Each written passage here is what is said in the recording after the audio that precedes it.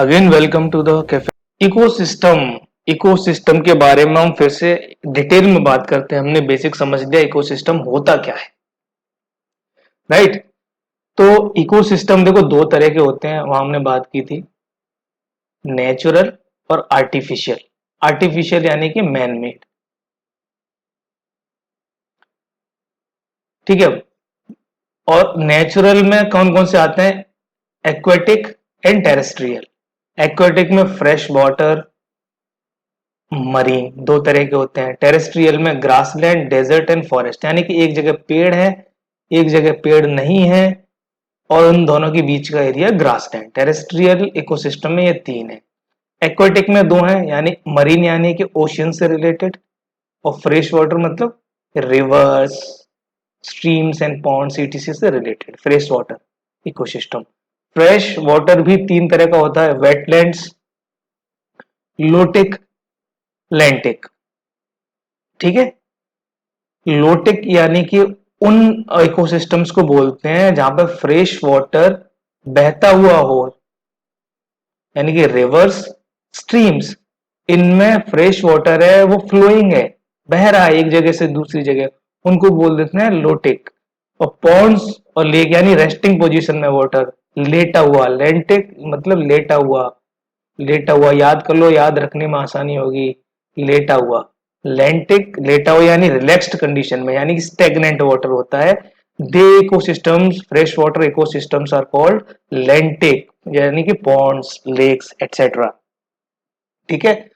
एक marine, marine में तीन तरह के होते हैं। कोस्टल कोस्टल एरिया के इकोसिस्टम में ओपन ओशियंस के अपवेलिंग रीजन है। कोस्टल में जैसे कि एस्टरीज, एस्टरीज क्या होती हैं? देखिए यहां से रिवर आई फ्रेश वाटर की, फ्रेश वाटर है, यहाँ ओशियन है, ये यहाँ तक ओशियन चल रहा है, इसमें सैलिनिटी बहुत हाई है। तो रिवर आके कुछ कुछ चैनल्स के थ्रू यहाँ पे ओशियन से मिलेगी, तो यहाँ पे रिवर का फ्रेश वाटर ओशियन का सलाइन वाटर या मिक्स होगा, तो यहाँ पे बनेगा ब्रैकिश वाटर, और एक ये एस्टरी फॉर्म करेगा, ठीक है। यहाँ का अलग इकोसिस्टम होता है। अपवेलिंग रीजन्स क्या होते हैं? जहां पे जैसे पेरू का कोस्ट है, जहां पे पेरू का कोस्ट है यहाँ पे, तो यहाँ पे जो कोल्ड वाटर है, करंट है, वो वहां का न्यूट्रिएंट रिच होता है, वो ऊपर आता है। ये सारे कॉन्सेप्ट समझ में नहीं आ रहे हो बहुत ज्यादा तो घबराना की बात नहीं है, ये सारे ज्योग्राफी में कवर होंगे तब और अच्छे से समझ आएंगे। बस थोड़ा सा एक आइडिया ले लीजिए कि कोल्ड वाटर न्यूट्रिएंट रिच होता है, वो जैसे ही ऊपर आएगा न्यूट्रिएंट्स लेके, और जिससे क्या होगा, वार्म वाटर नीचे चला जाएगा, फिर कोल्ड जो ठंडा पानी है वो नीचे जाएगा, इस तरह से इसका सर्कुलेशन होता रहता है। इसको कहते हैं अपवेलिंग रीजन्स। अपवेलिंग रीजन्स में क्या होता है कि न्यूट्रिएंट्स ऊपर आते रहते हैं सरफेस पे करंट्स की वजह से, फाइटोप्लैंक्टन्स बहुत अबंडेंस में मिलते हैं, फिशिश के लिए फूड होता है, और ये बहुत ही बड़े फिशिंग ग्राउंड्स होते हैं अपवेलिंग रीजन्स, करेक्ट। तो ये इकोसिस्टम के एक क्लासिफिकेशन है, टाइप्स हैं। तो इस इकोसिस्टम को किसने कॉइन किया था ये टर्म, एक जनरल नॉलेज के लिए? आर्थर टेंसले ने, राइट, ठीक है। तो इसमें और कौन कौन से कंपोनेंट होते हैं? हमने ये भी बात की थी कि बायोटिक कंपोनेंट होते हैं, अबायोटिक कंपोनेंट होते हैं। अबायोटिक में क्या आते हैं, डिटेल में बताया गया है इसमें। क्लाइमेटिक फैक्टर्स, क्लाइमेटिक फैक्टर्स में रेन, टेम्परेचर जो कि जो मेन है, फिर लाइट है, विंड है, एडिफिक फैक्टर्स यानी कि लैंड से रिलेटेड जो फैक्टर है, सॉइल, पीएच, पीएच मतलब सॉइल का जो एसिडिटी और बेसिक यानी एल्कलाइन का जो बैलेंस है, उसको वो किससे स्केल से नापा जाता है? पीएच स्केल से। तो सॉइल, सॉइल की पीएच क्या है, उसमें मिनरल क्या है, टोपोग्राफी क्या है, ये एडिफिक फैक्टर्स बोलते हैं।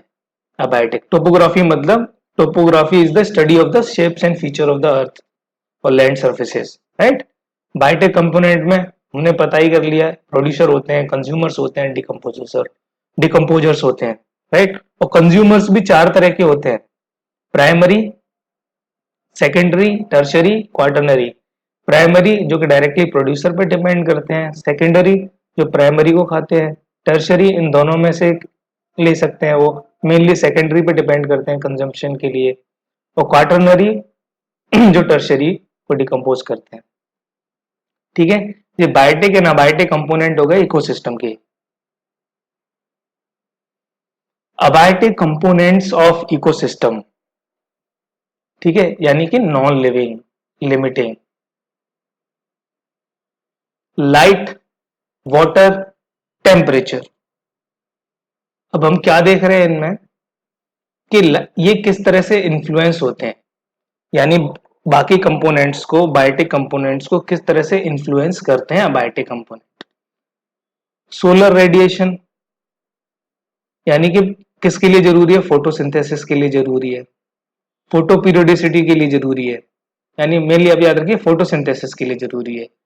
एनिमल्स की रिप्रोडक्टिव जो भी फंक्शंस होते हैं उनके लिए जरूरी होती है लाइट। डार्कनेस, कुछ एनिमल प्रिफर करते हैं डार्कनेस।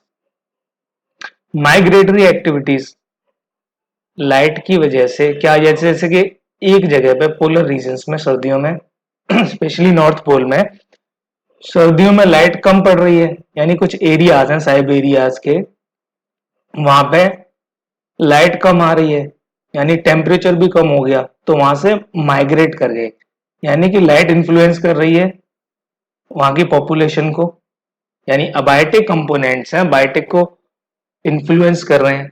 तो लाइट कैसे इन्फ्लुएंस कर रही है हमने देख ली। इसी तरह वाटर इन्फ्लुएंस करता है, कैसे इसी तरह वाटर इन्फ्लुएंस करता है कैसे, बायोकेमिकल रिएक्शंस होती हैं एक्वस मीडियम में, और कई स्पीसीज होती हैं वो यूरी हेलाइन होती हैं, कई स्टेनो हेलाइन। यूरी हेलाइन मतलब वाइड रेंज ऑफ सैलिनिटी को टॉलरेट करते हैं। जहां भी हेलाइन आ जाए we are talking about salt salinity, और यूरी का मतलब होता है वाइड, यानी कि वाइड रेंज ऑफ सैलिनिटी को टॉलरेट करती हैं कुछ स्पीसीज, कुछ नैरो रेंज को करती हैं, कुछ फ्रेश वाटर में, कुछ सी वाटर में। इस तरह से स्पीसीज डिपेंड करती हैं वाटर की सैलिनिटी पे, राइट। तो वाटर भी किस तरह इन्फ्लुएंस कर रहा है हमने देख लिया। ऐसे हमने टेम्परेचर को देख लिया, यूरी थर्मल, यानी कुछ स्पीसीज होती हैं वो बहुत वाइड रेंज को, यानी थर्मल मतलब टेम्परेचर, यूरी अगेन वही वाइड, स्टेनो मतलब नैरो। तो कुछ स्पीसीज होती हैं नैरो टेम्परेचर रेंज को टॉलरेट कर पाती हैं, कुछ स्पीसीज होती हैं जो वाइड टेम्परेचर रेंज को टॉलरेट कर सकती हैं। अच्छा, अब हम ह्यूमन की बात करें तो वो स्टेनोथर्मल है या यूरिथर्मल है? स्टेनोथर्मल है। आपने देखा नहीं, 2-3 डिग्री जैसे ही बढ़ जाता है टेम्परेचर तो फीवर हो जाता है, आप पहुंच जाते हैं डॉक्टर के पास हम लोग कि भाई मेडिसिन दो। तो we are stenothermal people.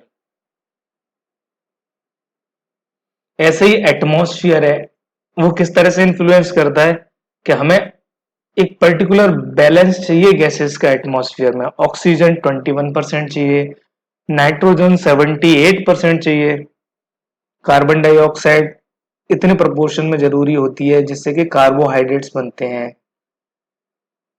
Altitude कैसे इन्फ्लुएंस करता है कि जैसे जैसे हम बढ़ते जाते हैं ऊंचाई पे, वेजिटेशन कवर कम होने लग जाता है, वेजिटेशन का टाइप चेंज हो जाता है, क्योंकि टेम्परेचर में भी चेंज होता है। डिटेल में हम क्लाइमेटिक रीजन में बात करेंगे वेजिटेशन और क्लाइमेट की, दोनों की, राइट। इसी तरह सॉइल का पीएच क्या है उसकी बफरिंग कैपेसिटी क्या है, वेजिटेशन भी सॉइल के कंपोजिशन पे डिपेंड करता है। परकोलेशन यानी ग्राउंड वाटर, पानी है वो कितने अंदर तक जा रहा है, ग्रेन साइज क्या है सॉइल का, वाटर होल्डिंग कैपेसिटी क्या है, उसी तरह की क्रॉप्स हो सकते हैं उसमें, उसी तरह का वेजिटेशन हो सकता है। तो हमने देखा कि ये अबायोटिक कंपोनेंट इकोसिस्टम के किस तरह से इन्फ्लुएंस करते हैं बायोटिक सिस्टम को या फिर लिविंग ऑर्गेनिज्म को। They are limiting factors, right. तो ये इन्फ्लुएंस कर रहे हैं। अब ये इन्फ्लुएंस कर रहे हैं तो बायोटिक जो एलिमेंट्स हैं, ऑर्गेनिज्म है, ऑर्गेनिज्म है, वो भी तो अपना रिस्पॉन्स देगा ना इनके। तो response is to abiotic factors. So how organism cope up with the stress condition, जब भी डिफिकल्टी होती है, जब भी स्ट्रेस कंडीशंस होती हैं तो वो किस तरह के रिस्पॉन्स देते हैं। पहला है रेगुलेट, होम्योस्टैटिस बाय थर्मोरेगुलेशन। होम्योस्टैटिस का क्या मतलब होता है कि जो भी जिस तरह की हमारी प्रोसेस है, भले वो टेम्परेचर हो या कोई भी सॉल्ट कंसंट्रेशन हो, उसको एक स्पीसीज को, एक ऑर्गेनिज्म को बैलेंस में, इक्विलिब्रियम में रखना जरूरी होता है। उसके लिए ढेर सारी प्रोसेसेस हैं, जैसे थर्मोरेगुलेशन, ऑस्मोरेगुलेशन। थर्मोरेगुलेशन का मतलब होता है कि हम अपने शरीर का टेम्परेचर कैसे मेंटेन रखते हैं, कैसे इक्विलिब्रियम में रखते हैं। फॉर एग्जांपल कि समर्स में बाहर का टेम्परेचर हमारी बॉडी के टेम्परेचर से ज्यादा होता है, तो हमारा स्वीट आने लगता है, पसीना आने लगता है, वी स्वीट प्रोफ्यूजली। इससे हमारा टेम्परेचर बैलेंस हो जाता है। कई बार हम पंखा यूज करते हैं, एसी यूज करते हैं टेम्परेचर को बैलेंस करने के लिए। कुछ एनिमल्स होते हैं वो शेड्स में चले जाते हैं, कुछ एनिमल्स होते हैं ठंडी लगने के टाइम पे वो वापस धूप में चले जाते हैं बास करने के लिए सनरेज में। ऑस्मोरेगुलेशन क्या है? सॉल्ट कंसंट्रेशन की, यानी कि हमारे शरीर में कुछ वेस्टेज होता है, सॉल्ट कंसंट्रेशन बढ़ जाती है, वो फिल्टर होके निकल जाती है यूरिन के रूप में।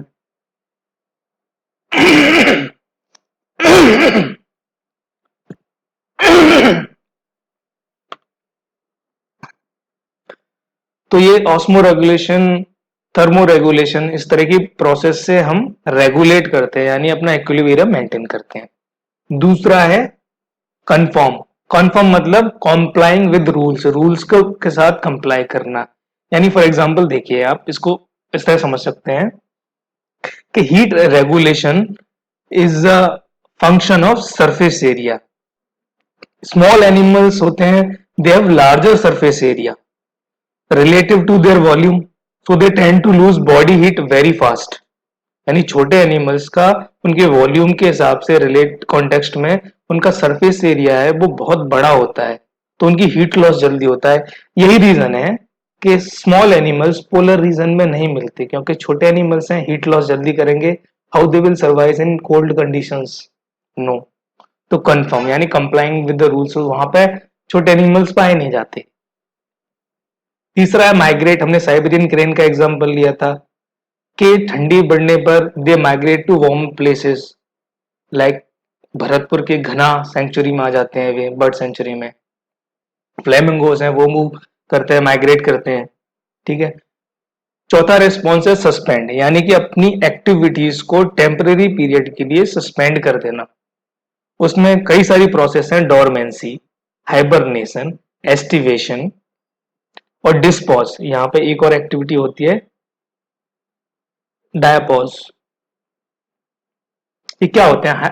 डोरमेंसी का मतलब होता है कि जो भी मेटाबॉलिक एक्टिविटीज होती हैं आपकी हायर प्लांट्स में, तो स्ट्रेस कंडीशंस में वे क्या करते हैं, उनको स्लो डाउन कर देते हैं, जिससे कि वो लंबे टाइम तक सस्टेन कर सकें, क्योंकि एनर्जी का कंजप्शन है मेटाबॉलिज्म के कम होने से कम हो जाता है, तो वे लंबे टाइम तक सरवाइव कर सकते हैं। हाइबरनेशन क्या है? सेम प्रोसेस है कि कुछ एनिमल्स फूड के और एनर्जी को कंजर्व करने के लिए विंटर्स में महीनों लंबी नींद पे चले जाते हैं, मंथ्स लॉन्ग स्लीप, हाइबरनेशन। जैसे कि पोलर बियर है, रोडेंट्स हैं, रेट्स हैं। एस्टिवेशन भी सिमिलर प्रोसेस है, लेकिन ये विंटर की बजाय जो एस्टिवेशन है वो होती है समर में।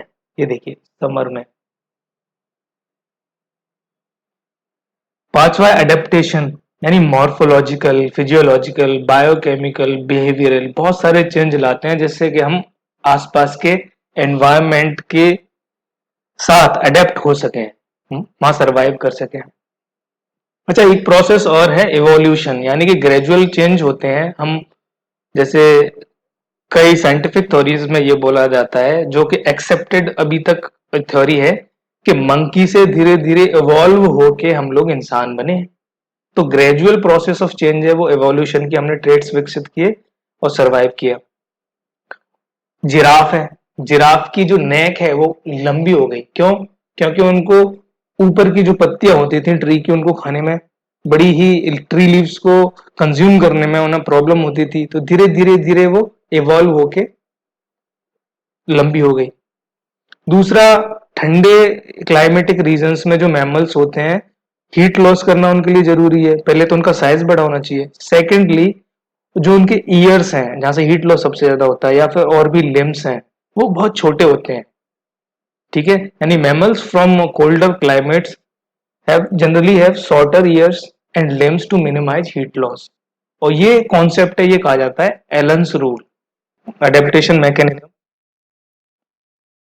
डाई बैक, यानी आपने कई कई बार देखा होगा कि जो ट्रीज होते हैं पतझड़ के मौसम में या जब भी ड्राई सीजन होता है, वो प्रोग्रेसिवली डाई करने लगते हैं, यानी कि टिप से शुरू होने के बाद वो धीरे धीरे सूखना शुरू हो जाते हैं। यानी progressive dying usually backward from from tip to any portion of plant. ये देखिए यहां से शुरू हुआ, यहां से धीरे धीरे सूखता जा रहा है, जिससे कि जब भी कंडीशंस फेवरेबल हों तो जो भी इसका ग्रीन पार्ट है फिर से ग्रो करने लगे। तो ये अडेप्टिव मैकेनिज्म है ड्रॉट को अवॉइड करने के लिए। अब बायोटिक कंपोनेंट्स हमने बात करी थी अभी। प्राइमरी प्रोड्यूसर यानी प्रोड्यूसर्स होते हैं, कंज्यूमर्स हैं, उसमें भी प्राइमरी कंज्यूमर्स हैं, सेकेंडरी कंज्यूमर्स हैं, टर्शरी कंज्यूमर्स हैं। ठीक है, इन ये क्या क्या होते हैं हम देख लेते हैं। अच्छा, मैं एक चीज बताना भूल गया, एक टर्म है एक्लिमेटाइजेशन। अच्छा, आप लोगों में किसी किसी को तो शौक होगा, किसी को माउंटेनियरिंग का शौक हो सकता है, या फिर किसी को ट्रैकिंग का शौक हो सकता है माउंटेन्स में। तो जब भी आप ऊंचाई पर जाते हैं तो आपको शॉर्टनेस ऑफ ब्रेथ फील होने लगता है, ऑक्सीजन की कमी, क्योंकि एटमॉस्फेयर होता है वो कम होने लग जाता है। तो बॉडी किस तरह से कोप अप करता है, तुरंत वो क्या करेगा, बॉडी बॉडी एक्लिमेटाइज करना शुरू कर देगा, यानी कि वो जो रेड ब्लड सेल्स हैं उनको प्रोडक्शन बढ़ा देगा, ब्रीदिंग आपकी फास्ट हो जाएगी। तो उस सिचुएशन से, शॉर्टनेस ऑफ ब्रेथ से बचने के लिए, ऑक्सीजन की कमी से बचने के लिए कुछ कुछ प्रोसेस बॉडी शुरू कर देती है, जिससे कि आप उस वहाँ के करंट एनवायरनमेंट से अडेप्ट हो सकें। तो वो process, temporary process, quick process क्या क्या कहलाती है, एक्लिमेटाइजेशन।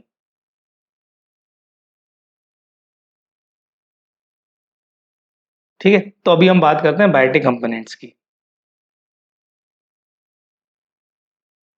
इकोसिस्टम की हमने बात करी थी, अब बायोटिक की बात कर ली। बायोटिक की बात, कंज्यूमर्स कौन है, प्रोड्यूसर कौन है, इनके बारे में हम बात कर लेंगे। ये आप एक बार देख लीजिए कि प्रोड्यूसर्स होते हैं, कंज्यूमर्स होते हैं, कंज्यूमर्स में भी मैक्रो कंज्यूमर्स होते हैं, माइक्रो कंज्यूमर्स होते हैं। माइक्रो कंज्यूमर्स जनरली हम डिकम्पोजर्स को बोलते हैं, और macro consumers primary, secondary, tertiary होते हैं। ठीक है, let's talk about the consumer, decomposer and producers. Producers यानी कि सेल्फ नरिशिंग, यानी ऑटोट्रॉफ्स, यानी खुद बनाते हैं ये खाना फ्री एनर्जी, सन की एनर्जी से। ग्रीन प्लांट्स, एल्गी, लिचन्स, ये प्रोड्यूसर ट्रीज मेनली होते हैं, प्लांट्स, ट्री, एल्गी, जो फ्री एनर्जी को पोटेंशियल एनर्जी में कन्वर्ट कर देते हैं, खुद का खाना बनाते हैं। They are called producers. दूसरे होते हैं कंज्यूमर्स। कंज्यूमर्स कई तरह के हो सकते हैं, प्राइमरी, सेकेंडरी, ओमनिवोर्स। ठीक है, तो क्या होते हैं हम एक बार जान लेते हैं, आप सुनिएगा ध्यान से, कि अगर जो कंज्यूमर, जो भी अगर प्रोड्यूसर पे फीड कर रहे हैं, they are called primary consumer, यानी कि जो डायरेक्टली प्रोड्यूसर पे डिपेंडेंट हैं वो कहलाते हैं primary consumers. For example, sheep plants खाते हैं, प्राइमरी कंज्यूमर्स हैं। और वो कंज्यूमर्स जो डिपेंड करते हैं अपने फूड के लिए इन प्राइमरी कंज्यूमर्स पे, उनको कहते हैं सेकेंडरी कंज्यूमर। तो if the animal eat other animal which in turn eat the plants, यानी जो प्लांट ईटिंग एनिमल्स हैं उनको अगर एनिमल्स को कोई दूसरा एनिमल खा लेता है, तो ऐसे एनिमल्स कहे जाते हैं सेकेंडरी कंज्यूमर। और इन सेकेंडरी कंज्यूमर्स को हम कार्निवोर्स भी कहते हैं, यानी मांसाहारी। एक एनिमल को खा रहा है तो carnivores. For example, frogs, big fish, lizard, ये कार्निवोर्स हैं। अब तीसरे तरह के कंज्यूमर कौन होते हैं, those animals who depend on the primary carnivores, यानी कि सेकेंडरी कंज्यूमर पे जो भी एनिमल डिपेंड होगा फूड के लिए, those will be termed as tertiary consumers. For example, lion. For example snake जो कि फ्रॉग को खाता है, फ्रॉग इंसेक्ट्स को खाता है, insect is dependent on the producer. यानी देखिए, ट्री, इंसेक्ट्स, फ्रॉग,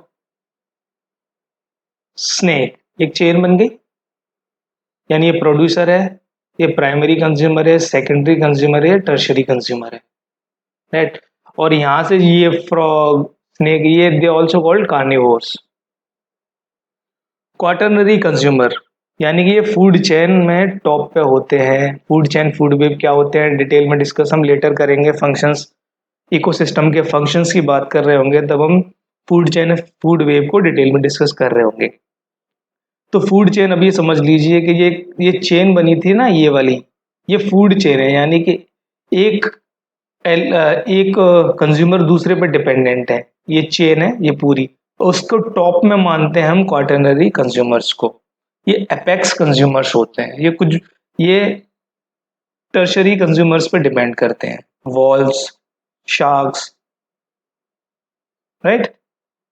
तो ये टॉप कंज्यूमर्स होते हैं, क्वाटरनरी कंज्यूमर्स होते हैं। डिकम्पोजर्स, अच्छा पहले ये देख लेते हैं ये क्या होते हैं। हाँ, हर्बीवोर्स मतलब जो प्लांट्स खाते हैं, यानी प्राइमरी कंज्यूमर्स, उनको हर्बीवोर्स बोलते हैं। ओमनिवोर्स मतलब जो प्लांट्स भी अपने फूड में ले सकते हैं और फूड में एनिमल्स को भी कंज्यूम कर सकते हैं, यानी दोनों तरह के खा सकते हैं वो, प्लांट्स भी और एनिमल्स भी। जैसे कि ह्यूमंस वेजिटेरियन भी होते हैं, नॉन वेजिटेरियन भी होते हैं, तो वो प्लांट भी कंज्यूम करते हैं, एनिमल भी कंज्यूम करते हैं। They are called omnivores.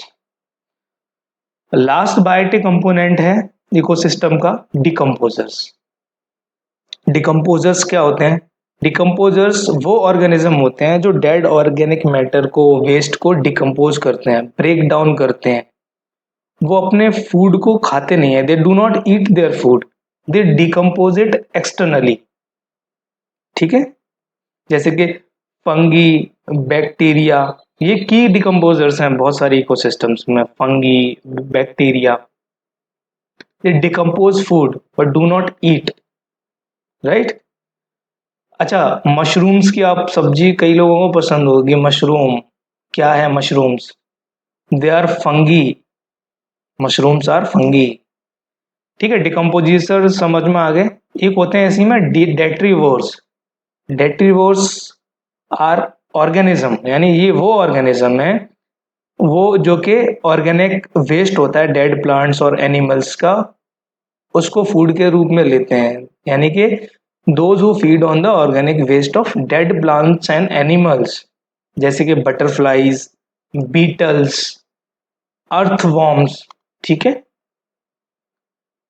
Scavenger, scavenger मतलब डेड बॉडीज को भी खा सकते हैं, लायन है, वल्चर्स है, वॉल्स है। ठीक है, अब क्लियर हो गया decomposers, detritivores and scavengers, right. Consumer में आपको पता चल गया, primary consumer, secondary, tertiary, quaternary consumer. इसमें हर्बीवोर्स भी होते हैं, कार्निवोर्स किसको बोलते हैं, ओमनिवोर्स किसको बोलते हैं। ठीक है, प्रोड्यूसर में आपको पता लग गया, ऑटोट्रॉफ्स किसको बोलते हैं, प्रोड्यूसर एनर्जी किस तरह से कन्वर्ट करते हैं फूड में। एक प्रोसेस भी देख लेते हैं क्विकली। सिक्स सन की एनर्जी है, उस सन एनर्जी में, सोलर एनर्जी की प्रेजेंस में, ये अगर 6 मॉलिक्यूल्स कार्बन डाइऑक्साइड के 6 मॉलिक्यूल्स ऑफ वाटर से अगर कंबाइन होते हैं, H2O से कंबाइन होते हैं, तो एक सनलाइट में प्रोसेस होती है जिसको कहते हैं फोटोसिंथेसिस। उसमें से 6 मॉलिक्यूल्स ऑक्सीजन के रिलीज होते हैं, ऑक्सीजन रिलीज होती है फोटोसिंथेसिस में, और क्या बनता है? ग्लूकोज। यानी सन की जो फ्री एनर्जी है वो फूड में बन रही है, यानी पोटेंशियल एनर्जी में बन रही है। फूड खा के किसी और में एनर्जी आएगी, यानी कि पोटेंशियल एनर्जी बन गई ग्लूकोज के फॉर्म में। ठीक है, कौन कौन सी गुड्स एंड सर्विसेज प्रोवाइड करता है इकोसिस्टम, एक क्विकली देख लीजिए। प्रोविजनिंग सर्विस, यानी क्या क्या चीजें सप्लाई देता है। प्रोविजनिंग सर्विस मतलब सप्लाई, क्या क्या चीज देता है। Food, fresh water, fuel, fibre, और भी जेनेटिक रिसोर्सेज है। रेगुलेट करता है, यानी पूरे क्लाइमेट को पूरी प्रोसेसेस को अर्थ पे जो हो रहे हैं उनको रेगुलेट करता है। कैसे? क्लाइमेट को रेगुलेट करता है, डिजीज को रेगुलेट करता है, वाटर रेगुलेट करता है, हाइड्रोसाइकिल वगैरह आपको बताया ही था, water purification through wetlands,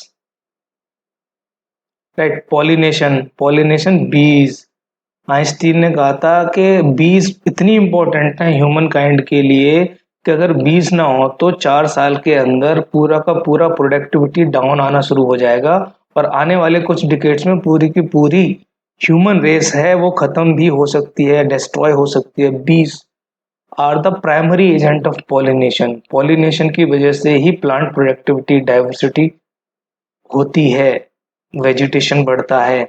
bees are important, very important. कभी पढ़ना बीज के बारे में। Cultural services, spiritual and religious services, यानी कि कुछ ट्राइबल्स होते हैं उन फॉरेस्ट को, कई की फॉरेस्ट को सैक्रेड ग्रूव्स बोलते हैं। Sacred grooves,